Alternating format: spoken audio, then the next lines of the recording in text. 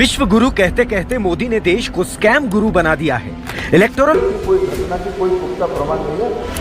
सच्चाई कोई घटना की कोई पुख्ता प्रमाण नहीं है। सच्चाई कोई घटना की कोई पुख्ता प्रमाण नहीं है। सच्चाई हम बताते हैं। बिहार से 19 लोग गिरफ्तार हुए। पकड़े गए एक छात्र ने कहा कि उसके साथ दर्जन भर छात्रों को हूबहू पेपर रटाया गया था।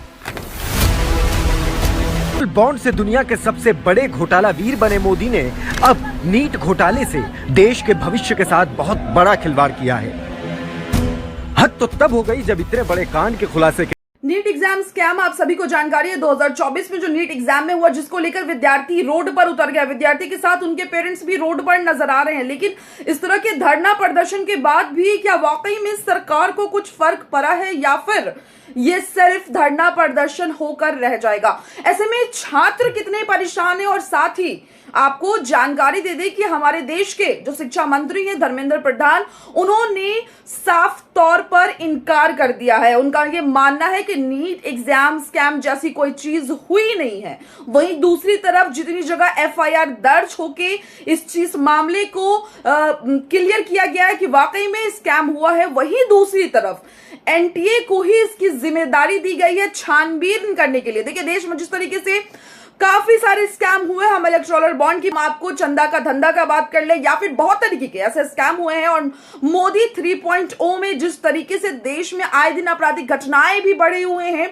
आतंकी हमले भी बढ़े हुए हैं और अब बच्चों की करियर के साथ भी खिलवाड़ हो रहा है। ऐसे में मंत्री इस चीज को मानने तक के लिए तैयार नहीं है कि वाकई में नीट स्कैम हुआ है।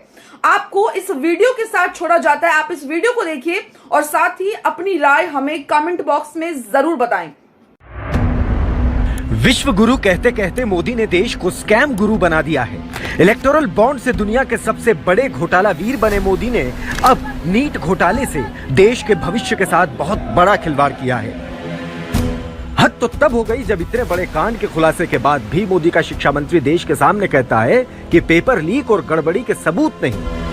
पेपर लीक की कोई घटना की कोई पुख्ता प्रमाण नहीं है। सच्चाई हम बताते हैं। बिहार से 19 लोग गिरफ्तार हुए। पकड़े गए एक छात्र ने कहा कि उसके साथ दर्जन भर छात्रों को हूबहू पेपर रटाया गया था। गुजरात में छात्रों से 2 करोड़ 30 लाख की मनी ट्रेल सामने आई। 5 लोग गिरफ्तार हो गए। नीट क्लियर करवाने के बदले पैसे की बात भी कबूली। मोदी के बेखबर मंत्री जी, ये सबूत नहीं तो क्या है? जी हां, देश के प्रधानमंत्री मोदी ने देश के 30 लाख छात्रों के सपनों और आत्मविश्वास की निर्मम हत्या की है।